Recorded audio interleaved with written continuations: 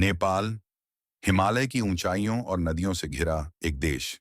यह देश दशकों से राजाओं, युद्धों और भ्रष्टाचार की कहानियों का गवाह रहा है। लेकिन आज इस देश ने देखा कि युवा ही बदलाव की असली ताकत है। यह कहानी है जेन जेड की, एक नई पीढ़ी की, जिन्होंने कहा, इनफ इज इनफ। वे सिर्फ विरोध नहीं कर रहे थे, वे देश को भ्रष्टाचार, असमानता और अवसरों की कमी से मुक्त करने के लिए खड़े थे। वे जेन जेड थे, डिजिटल और वास्तविक दुनिया में क्रांति लाने वाले साहसी और जागरूक युवा। जेन जेड या जनरेशन जेड वह पीढ़ी है जो 1997 से 2012 के बीच पैदा हुई, इंटरनेट और स्मार्टफोन के साथ पली बढ़ी, सोचने और सवाल करने की आदत में स्वतंत्र। उनका उद्देश्य सिर्फ अपनी जिंदगी बेहतर करना नहीं, बल्कि समाज और देश में न्याय, पारदर्शिता और समानता लाना। भ्रष्टाचार के खिलाफ लड़ाई, समान अवसर और रोजगार, डिजिटल स्वतंत्रता और पारदर्शिता, निष्पक्ष और युवा केंद्रित राजनीति।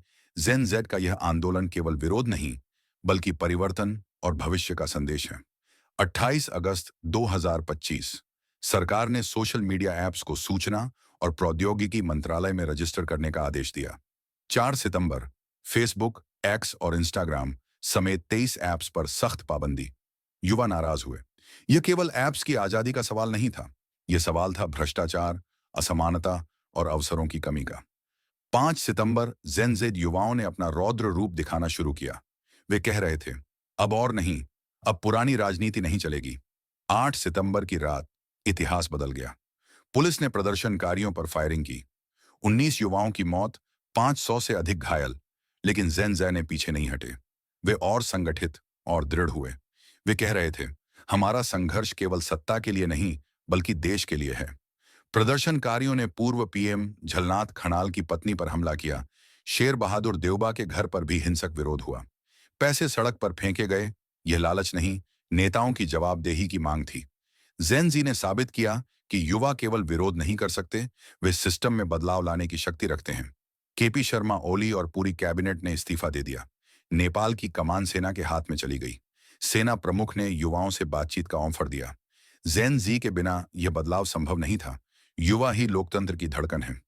जेन जी ने यह दिखाया कि सोशल मीडिया केवल मनोरंजन का साधन नहीं है, यह संगठित आंदोलन, जागरूकता और वैश्विक समर्थन का हथियार बन सकता है।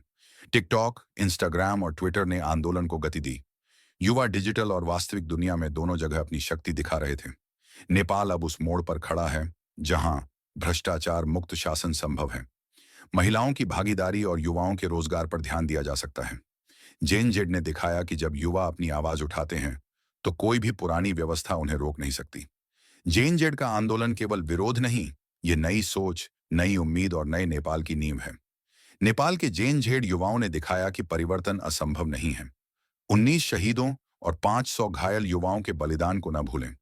उनकी जंग सिर्फ सत्ता के लिए नहीं, बल्कि देश को भ्रष्टाचार और असमानता से मुक्त करने के लिए थी। यह संदेश हर युवा के लिए है। अगर आप उठें और अपनी आवाज बुलंद करें, तो कोई भी पुरानी व्यवस्था आपको रोक नहीं सकती। नेपाल का भविष्य अब जेन जेड के हाथों में है और यही परिवर्तन की असली ताकत है। नेपाल के जेन जेड युवाओं ने दिखाया कि परिवर्तन असंभव नहीं है। 19 शहीदों और 500 घायल युवाओं के बलिदान को याद रखें।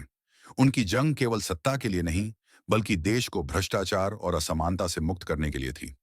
यदि आपको यह वीडियो पसंद आई हो, तो हमारे चैनल को लाइक और सब्सक्राइब करना न भूलें। आइए हम भी जेन जेड की तरह बदलाव की प्रेरणा लें और दुनिया में सकारात्मक बदलाव लाएं।